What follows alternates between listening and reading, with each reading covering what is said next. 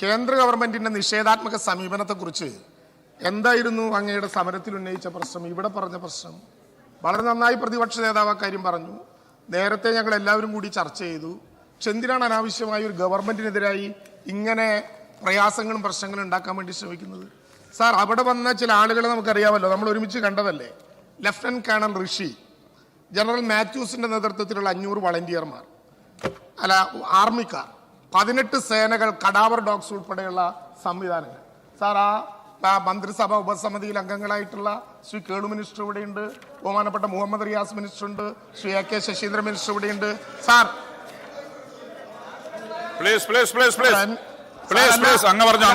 ഞാനിതൊന്നും കാര്യമാക്കുന്നില്ല സാർ. ഇതിന്റെ പ്രശ്നം കേന്ദ്ര ഗവൺമെന്റിനെതിരായി പറയുമ്പോൾ എന്തിനാ സാർ ഇത്ര വലിയ വികാരം? കേന്ദ്ര ഗവൺമെന്റിനെതിരായി പറയുമ്പോൾ എന്തിനാ സാർ ഇത്ര വലിയ വികാരം?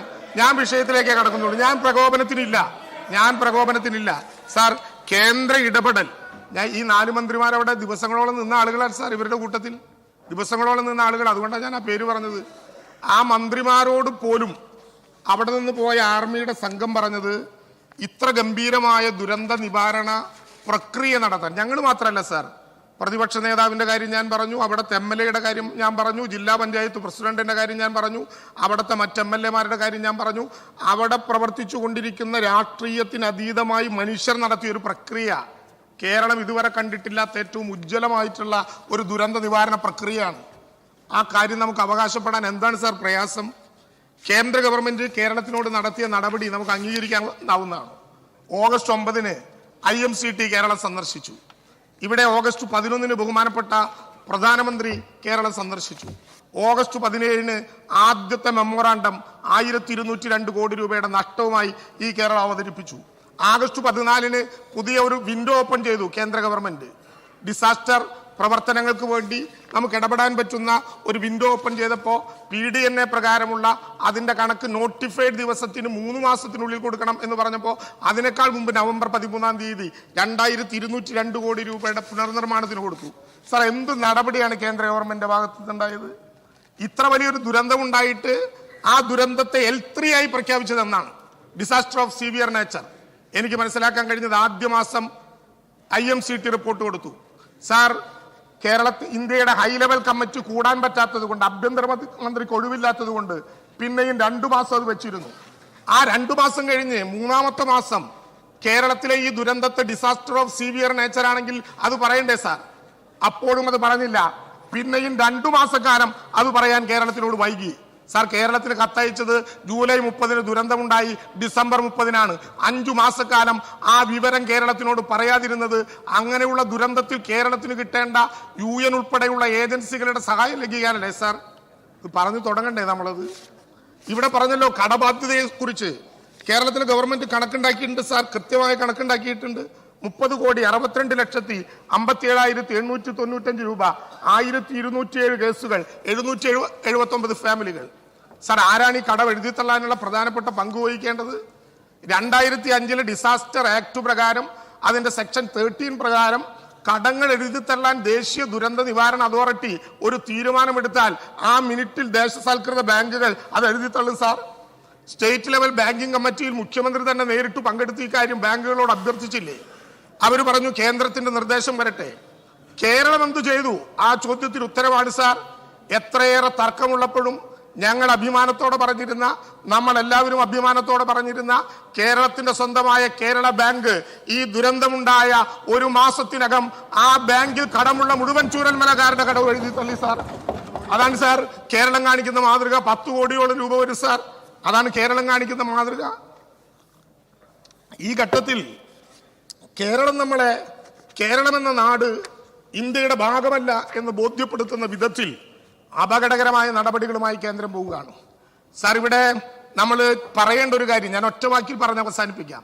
കേരളത്തിൽ നിന്നുള്ള ഒരു കേന്ദ്രമന്ത്രി പാർലമെന്റിനകത്ത് അധികം പറഞ്ഞതുകൊണ്ടാണ് ഞാൻ പറയുന്നത്. ഈ നിയമസഭയിൽ പാർലമെന്റിനകത്ത് പറയുകയാണ്, ഞങ്ങൾ അവിടെ ചെല്ലുന്ന നേരത്ത് കേരളത്തിലെ മുഖ്യമന്ത്രിയും മന്ത്രിമാരും MLA-മാരും ഒക്കെ ഉറങ്ങിക്കിടക്കുകയായിരുന്നു. ആരോടാണ് കേന്ദ്രമന്ത്രി പറയുന്നത്? ഏറ്റവും സ്വാത്വികനായിരുന്ന കമ്മ്യൂണിസ്റ്റ് നേതാവ് NE ബലറാം പാർലമെന്റിനകത്ത് സ്വാമിക്കെതിരെ നടത്തിയ ഒരു പരിപാടി ഉണ്ടായിരുന്നു.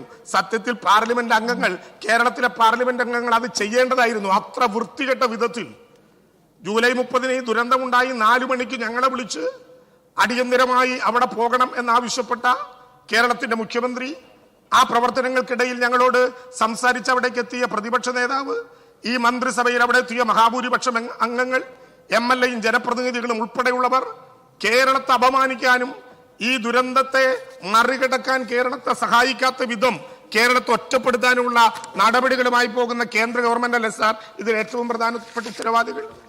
സാർ, അവിടെ പുനരധിവാസ പ്രവർത്തനത്തിനുണ്ടായ തടസ്സം എന്താണ്? സ്പോൺസർമാരോട് സ്ഥലം പറയാൻ, വീട് കെട്ടാൻ പറയാൻ ആദ്യം സ്ഥലം ഉണ്ടാകണ്ടേ സാർ?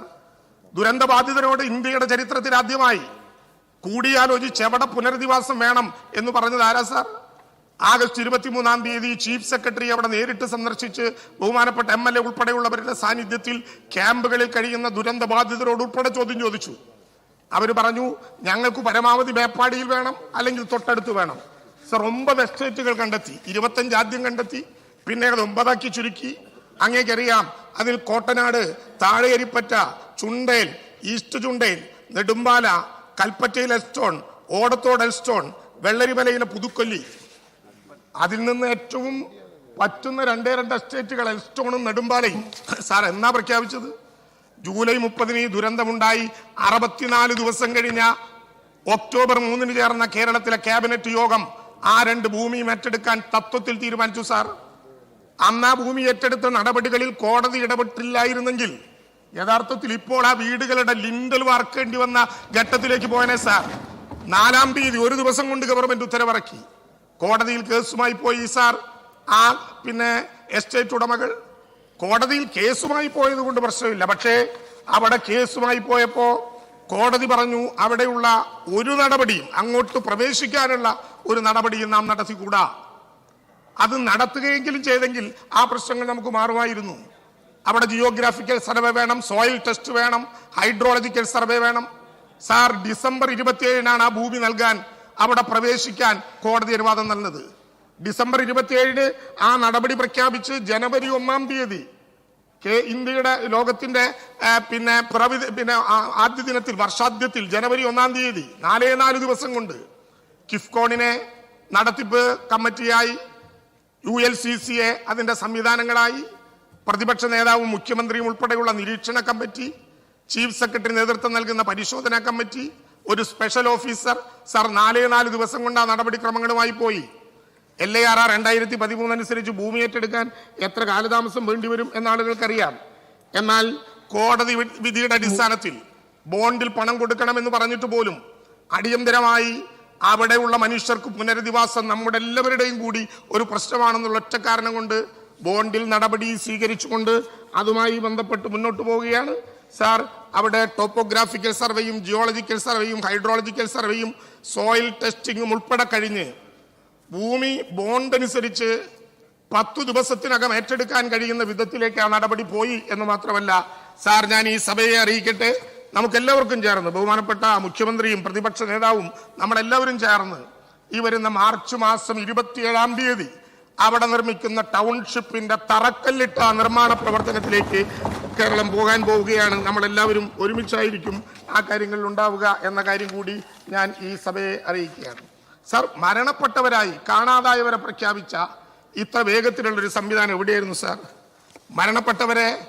മരണപ്പെട്ടവരായി 32 പേരെ കൂടി പ്രഖ്യാപിച്ച് ആ നടപടിക്രമങ്ങൾക്ക് വളരെ വേഗതയിൽ നഷ്ടപരിഹാരം കൊടുത്ത് ആ പ്രവർത്തനങ്ങളുമായി മുന്നോട്ട് പോകാൻ കഴിഞ്ഞു. സാറിൻ്റെ സമയ നിബന്ധനയുള്ളത് കൊണ്ട് ഞാൻ അതിലേക്ക് കിടക്കുന്നില്ല. സാർ, കേരളത്തിലെ ഈ ചൂരൽമല പ്രദേശത്തുള്ള എല്ലാ ബാങ്കുകളിലുമായി അവരുടെ കടങ്ങൾ നമ്മുടെ മുമ്പിലുണ്ട്. ഞങ്ങളിപ്പോഴും പ്രതീക്ഷിക്കുന്നു, ഇന്ത്യയുടെ അവകാശമാണ് ആ കടങ്ങൾ എഴുതിത്തള്ളണം.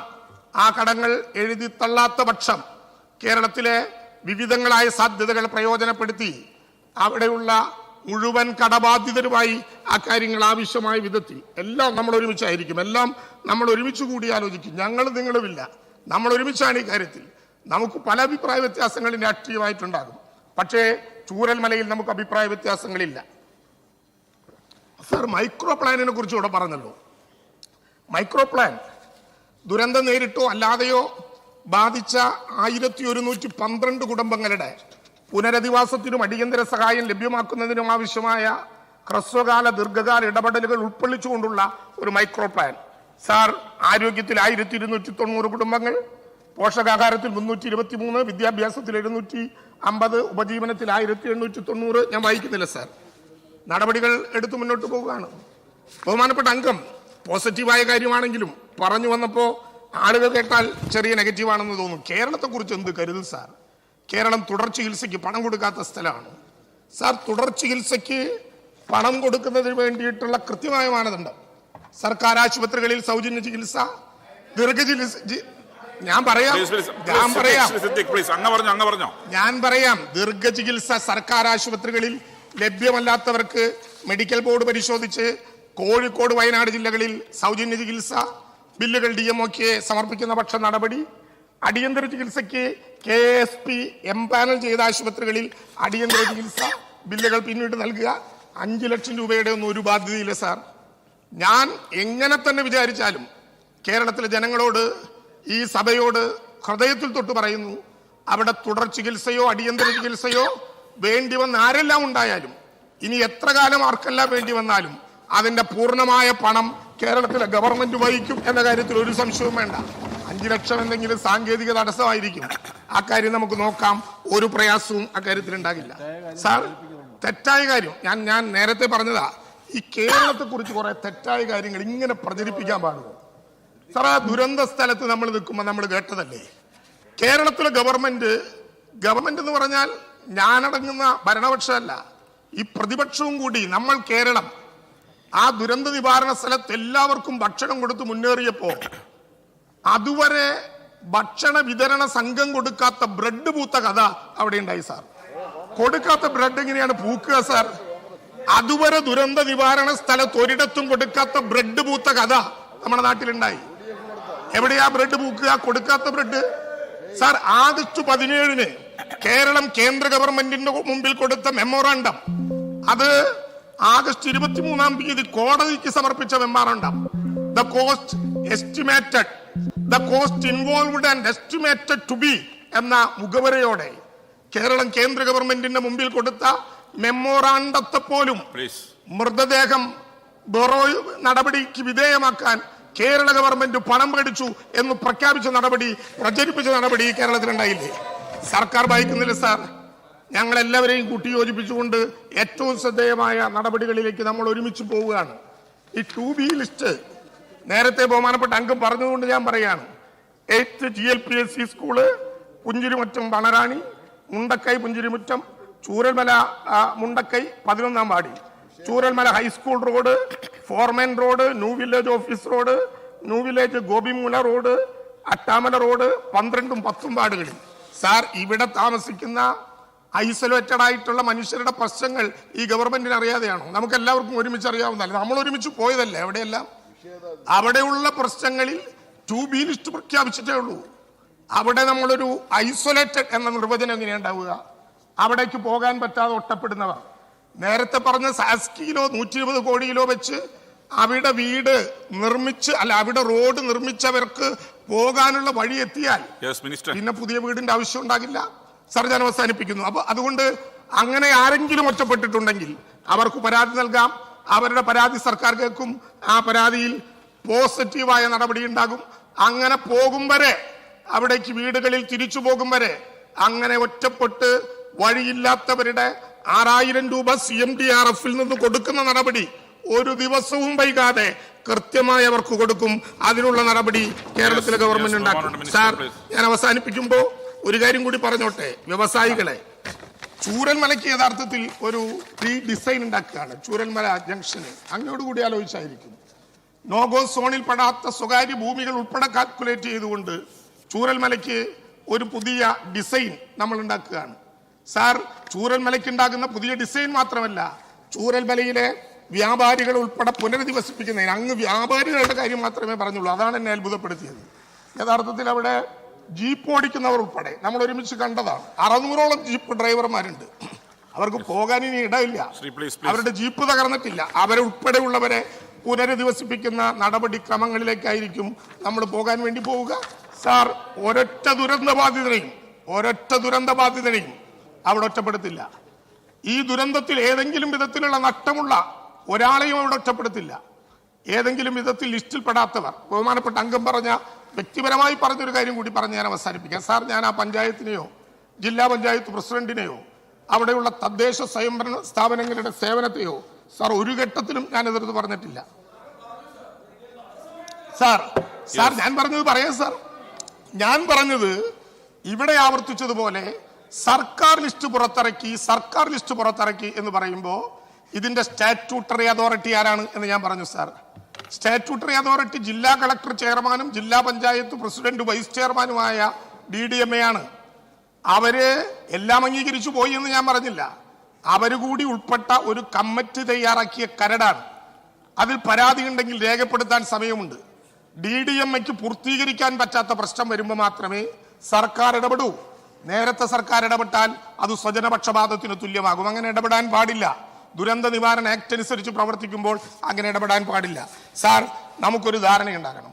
കേന്ദ്ര ഗവൺമെന്റിന്റെ ഇത്തരം മനുഷ്യത്വരഹിതമായ ക്രൂരമായ നടപടിക്കെതിരെ നമുക്ക് ഒരുമിച്ച് നിൽക്കണം. ചൂരൽമലയിലെ ടൗൺഷിപ്പ് അവരുടെ ആവശ്യമാണ്. സാർ, നേരത്തെ പറഞ്ഞതുപോലെ സ്പോൺസർമാർക്ക് അവസരം കൊടുത്തിരുന്നെങ്കിൽ അവരെവിടെ ഭൂമി മേടിക്കും സാർ?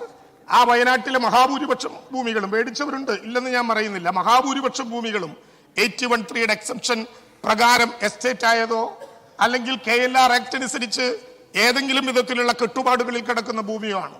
ആ ഭൂമി നമുക്ക് ഏറ്റെടുത്ത് പണം കൊടുത്ത് ഏറ്റെടുത്ത് അവർക്ക് കൊടുത്താൽ മാത്രമേ സ്ഥായിയായ സംവിധാനം ഉള്ളൂ എന്നുള്ളത് കൊണ്ട് മാത്രമാണ് സാർ. ഒരു വൈകലുമില്ല. ഏതെങ്കിലും വിധത്തിലുള്ള പ്രയാസങ്ങൾ ഉണ്ടെങ്കിൽ നമുക്ക് പരസ്പരം കൂടിയാലോചിക്കാം.